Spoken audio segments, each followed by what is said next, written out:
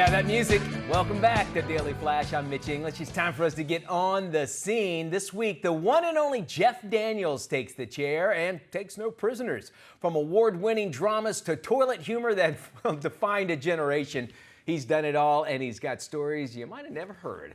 Raw, real, and ready, it's Doreen's 100th episode. It's The Scene with Doreen and the incomparable Jeff Daniels. Check it out.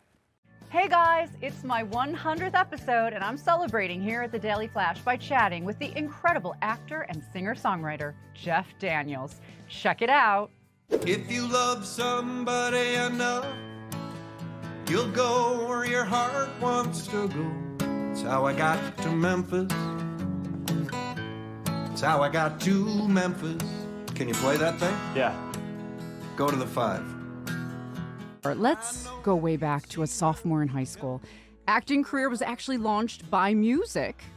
A Little Rogers and Hammerstein musical called South Pacific. You played radio operator Bob McCaffrey. Yes, I did. I was, I grew up in a small town in Michigan. I had a teacher in junior high. She knew I could sing. And she went to my parents and she said, pay attention to this one. There's something going on. And then 5 years later, I'm in high school and playing sports, and she needed guys as sailors in South Pacific because now she's the high school musical director. And she literally watched me walk past the auditorium, dead tired from basketball practice, and said, Jeff, get in here. And she put me in this show. And that's when I'm, now you're doing, even though I only had a couple of lines, that's where you're kind of going, okay, what is this? And she stayed on me. I had a teacher who stayed on me. I don't know nobody as happy as we. She's only 20 and I'm 21.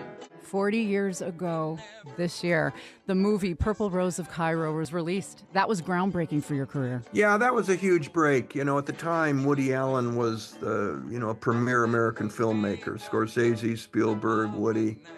And to get a role for a New York actor, any actor, to get a role in a Woody Allen movie was something you wanted.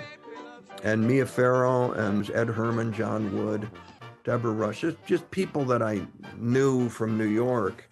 And all of a sudden, here we are. And it was, I loved it. I just loved it. It was, I was 30 years old, and when I was done with that, Woody was happy and with what I did, and that's when I said to myself, okay, I can do this. I can make a living at this business, because if I'm good enough for Woody, then I'm good enough for anybody. When I'm left all by my lonesome, you know just how I feel. Jeff, I know that you've been asked many times if you will ever write an autobiography, and I love your answer. You've written that biography many times. Your life story is in your songs.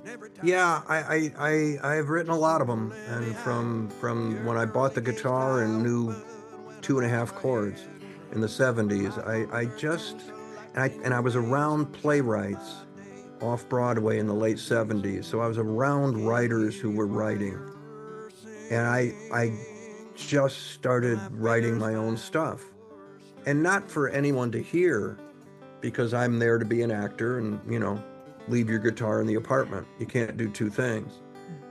But I just stayed at it, and a lot of them were really personal, and some of them never see the light of day, but that kind of became the journal, the diary. And it wasn't until 25 years later, when I got talked into playing in front of people, that I started pulling up some of the ones that I could actually share with people. Visit jeffdaniels.com. Check out his music, his touring schedule. Thanks, Doreen. Appreciate it. If you want to hear more of our incredible conversation, visit right here. I'm Doreen Taylor with The Scene with Doreen here at the Daily Flash each week. See you next time.